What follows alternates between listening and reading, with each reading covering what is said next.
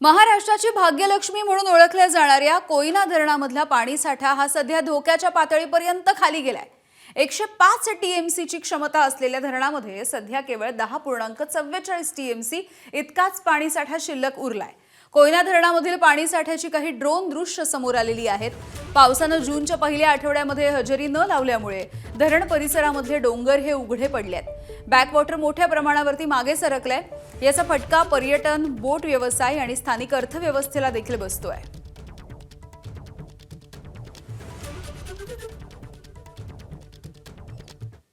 7 दशकांच्या पूर्वी पाण्याखाली गेलेलं एक गाव नेमकं कसं असतं याची दृश्य आता समोर येत आहेत। कोयना धरणामधली पाण्याची पातळी ही खालावली आहे आणि तब्बल 7 दशकांपूर्वी जलसमाधी घेतलेल्या जुन्या कसबा पेठ बामणोली या गावचे अवशेष हे पुन्हा एकदा समोर आलेले आहेत, वर आलेले आहेत।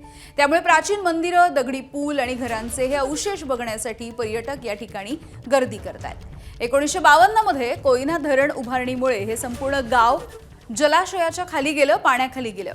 हा ऐतिहासिक वारसा बघण्यासाठी बामणोली परिसरामधल्या ग्रामस्थांसह पर्यटक या ठिकाणी येऊन पोहोचतात। जलाशयाच्या तळाशी दडलेला हा प्राचीन ठेवा सध्या सगळ्यांचं लक्ष वेधून घेतलोय। इथला आढावा घेतलाय आमचे प्रतिनिधी वैभव बोडके यांनी। 7 दशकांपूर्वी पाण्याखाली गेलेलं गाव नेमकं कसं दिसतं हे एबीपी माझाच्या प्रेक्षकांना आपण दाखवणार आहोत। मी सध्या उभा आहे कोयना धरणाच्या शिवसागर जलाशयाच्या ऐतिहासिक बामणोली गावाजवळ। महाराष्ट्राची भाग्यलक्ष्मी म्हणून ओळखल्या जाणाऱ्या कोयना धरणाची पाणीपातळी झपाट्याने घट झाल्याने तब्बल 7 दशकांपूर्वी जलसमाधी घेतलेल्या या जुन्या कसबा बामणोली गावाचे अवशेष पुन्हा एकदा दिसू लागल्याचं चित्र आपल्याला पाहायला मिळते।